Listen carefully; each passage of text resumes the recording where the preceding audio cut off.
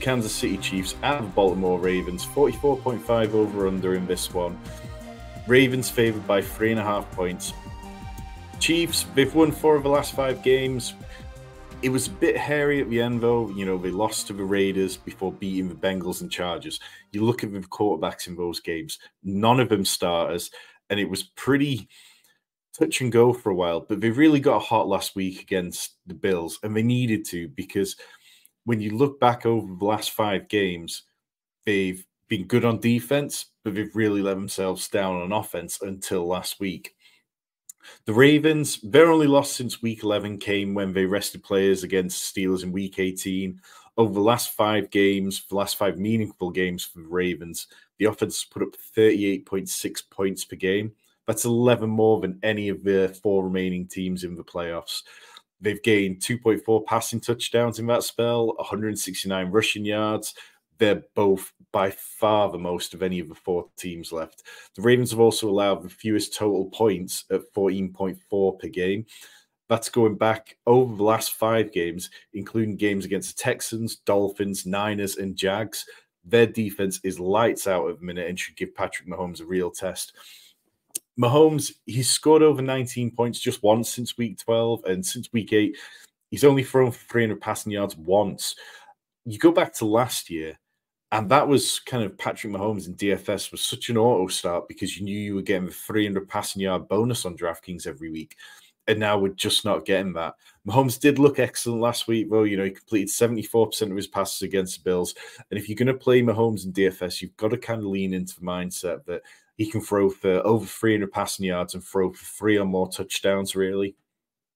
Lamar Jackson, he's straight up balling right now. I mean, it only seems fitting that the Ravens are going to have to play the Chiefs, because for so long, the Chiefs were kind of kryptonite to the Ravens. The first 3 games Lamar played against the Chiefs, they lost all 3. The last time these 2 teams met in 2021, Jackson did beat them. It was like 35-36, incredible game. But so much has changed for Jackson and the Ravens since then. You look at now, we've got Mike McDonald, who's probably going to win assistant coach of the year. They've got Todd Monken, who should also be in the running for that. Jackson, he scored 39 DraftKings points in back-to-back games. He's got 3 games over 35 points since week 14. Hasn't turned the ball over since week 15. He's averaging 69.4 rushing yards over the last 5. And the Chiefs' defense, they're excellent against the pass. They allow the fewest passing yards of any team left in the playoffs, the fewest passing touchdowns of all the playoff teams. They gave the 6th fewest quarterback fantasy points during the season, but it didn't stop Josh Allen putting up 30 DraftKings points last week. And part of that is because of the damage he can do on the run. And I really think that the Chiefs' run defense is going to struggle to contain Lamar Jackson this weekend. It feels like the kind of week where, much like last week, where he hit the 100-yard bonus against the Texans, he could do the same here. In terms of running backs, Pacheco, he's running as well as any running back left in the competition. Like, you know, he's averaging 5.2 yards per carry. He's scored 18 points in 3 of the last 5 games, scored 7 touchdowns in the last 6 games. The Ravens' rushing defense, they've only allowed 5 running back rushing touchdowns all year. But I think if the Chiefs are going to succeed here, then Pacheco's probably going to be at the heart of that. And I like him as an anytime touchdown scorer this week. Gus Edwards, he's kind of seen his workload be reduced with Justice Hill looking really good over the last few weeks.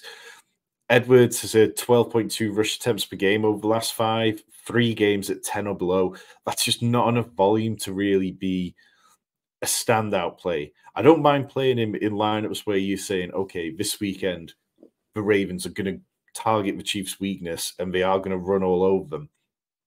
But I'd just be a little bit wary about plugging him in and expecting a really good game because Justice Hill has looked so good recently.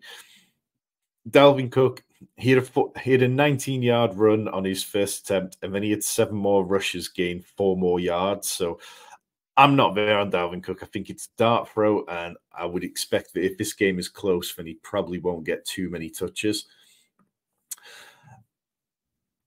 Rashee Rice, 6,500 is easily the easiest click of the Chiefs receivers.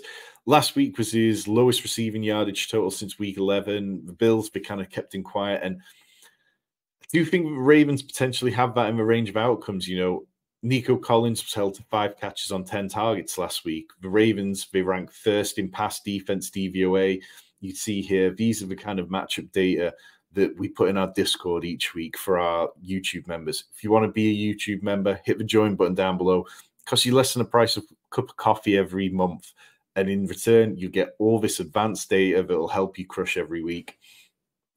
In terms of other Chiefs wide receivers, MVS had his second most receiving yards of the season, 62, but he still failed to hit double-digit points. He's only been in the double-digit points once this year. So you can play him as a dart throw, but I don't feel any conviction in it being a good play. The last 3 wide receivers who scored against the Ravens in meaningful games were Cedric Wilson, Ronnie Bell, and Jamal Agnew. So perhaps one of these extra Chiefs options does make it into the end zone and is good enough for showdown contests, but I'm not sure about on the 2-game slate whether I view them as good enough. Kadarius Toney, he's barely been practicing, and last year where he was so good was the Chiefs were designing plays for him in the playoffs, and if you're not practicing, then they're probably not designing plays for you. On the Ravens side of things, Zay Flowers was shadowed by Derek Stingley last week, and he did a good job at shutting him down. Flowers caught 4 of his 5 targets. Lamar was really spreading the ball around last week. Flowers, his 41 yards was the lowest since he returned, his lowest return since week 15. And I wouldn't be surprised if L'Jarius Sneed ends up shadowing him quite a lot this week. L'Jarius Sneed has turned into one of the best shadow corners in the league, and it wouldn't be surprising to see that happen. It's also worth remembering that Zay Flowers wasn't as productive with Mark Andrews on the field. So if Mark Andrews is back, is that going to eat into Flowers' upside a little bit?